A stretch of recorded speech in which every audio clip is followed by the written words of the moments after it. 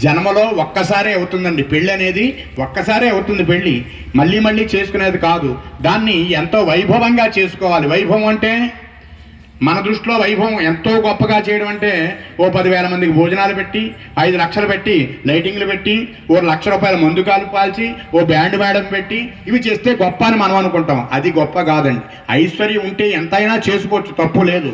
కానీ గొప్పగా చేయడం అనేటటువంటిది ఏమిటంటే శాస్త్రం ఎట్లా అయితే చెప్పిందో ఆ శాస్త్రం చెప్పినట్లుగా ఎవరైతే ఆచరించి చేశారో వాళ్ళు పరిపూర్ణంగా ఉన్నతంగా గొప్పగా వివాహం చేసుకున్న వాళ్ళు అవుతారు.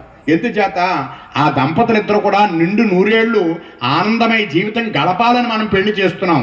కానీ ఇప్పుడు మనంతట మనం చేసుకునే పెళ్ళిళ్ళన్నీ కూడా వాళ్ళు ఎవరు సంసారంలో ఆనందంగా ఉండకూడదు అనే భావనతోటే వెళ్ళిపోతున్నాయి పెళ్ళిళ్ళన్నీ కూడా.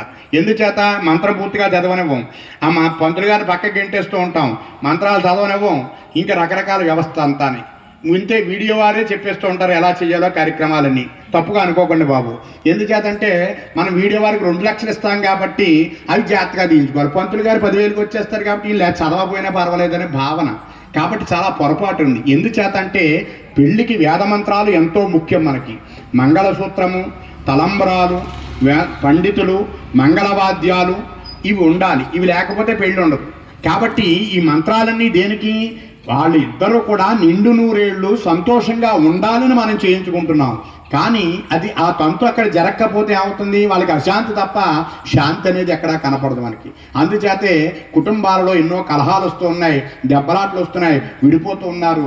మనమే తల్లిదండ్రులమే వెళ్ళి ముందుగా దెబ్బలాడిసి తీసుకొచ్చేస్తున్నాం, పిల్లల్ని కూడా తీసేస్తున్నారు. కాబట్టి ఈ వివాహం అనే బంధాన్ని అవగాహన లేకుండా పిల్లలిద్దరూ దెబ్బలాడుకున్నా వాళ్ళని కూర్చోబెట్టి నచ్చ చెప్పి వాళ్ళని కలిపి ఆ బంధాన్ని గట్టిపరచాలి తప్ప ముందుగానే మనమే దెబ్బలాడేసి విడతీసేస్తే ఇంకేముంటుందండి సంసారం, ఇంక పెళ్ళి ఎందుకు అలాంటప్పుడు? కాబట్టి దయచేసి అందరూ కూడా వివాహ సాంప్రదాయాలని, ధర్మాలని, అలాగే మన సనాతన ధర్మాన్ని మనం తెలుసుకుని అలా ఆచరించడం వల్ల ఎంతో విశేషమైన పుణ్య ఫలితాన్ని మనం పొందగలుగుతాం. అదిగో ఇక్కడ కన్యాదానం చేస్తున్నారు, నమస్కారం చేసుకోండి. చతుస్సాగర పర్యంతం గోబ్రాహ్మణేభ్య సంభవతో కాశ్యపావత్సారణేత్రవత్రయారుషేయ ప్రవరాన్విత కాశ్యపదగోత్రస్య సదాశివ శర్మణో నత్ర ఓం సదా ఓం కాశ్యపావత్సారణేత్రవత్రయారుషేయ ప్రవరాన్విత కాశ్యపదగోత్రస్య